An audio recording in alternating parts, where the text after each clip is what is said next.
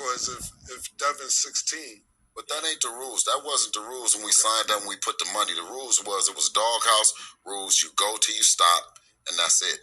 The fighter got to quit, or the team got to jump in and stop it. Right. AB jumped out on some goofy time. One thing I can say about AB is you didn't see him on TV, but you don't know Goofy until you actually experience Goofy.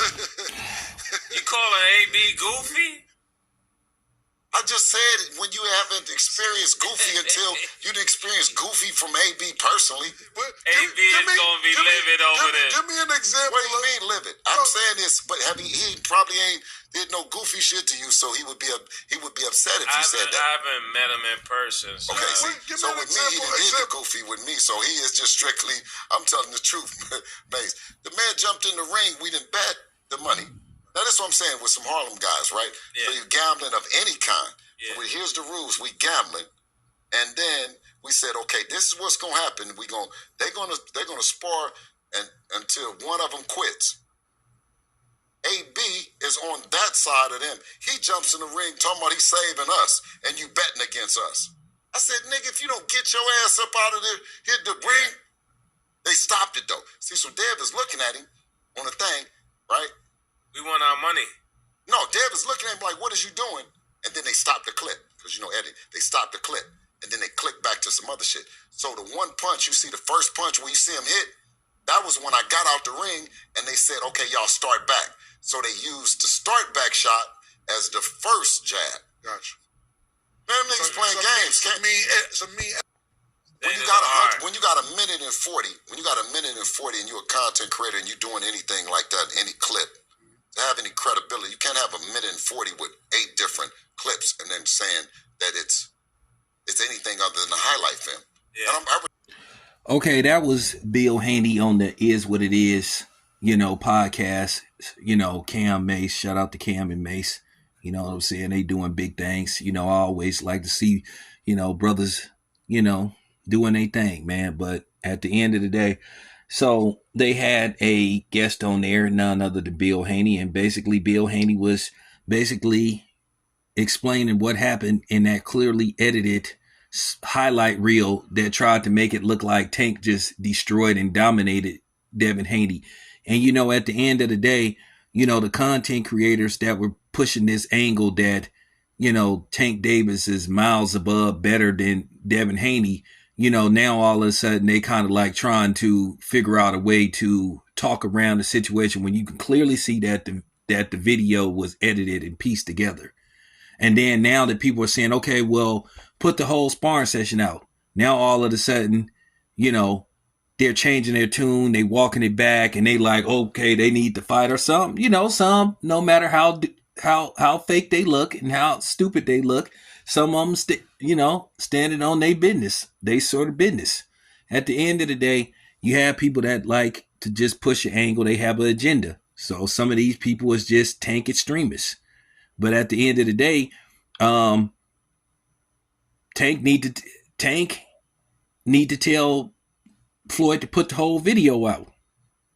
Tank, sitting up, bigging himself up, but how about we see the whole video? But at the end of the day, if you clearly look, it's just like what I said in one of my previous videos.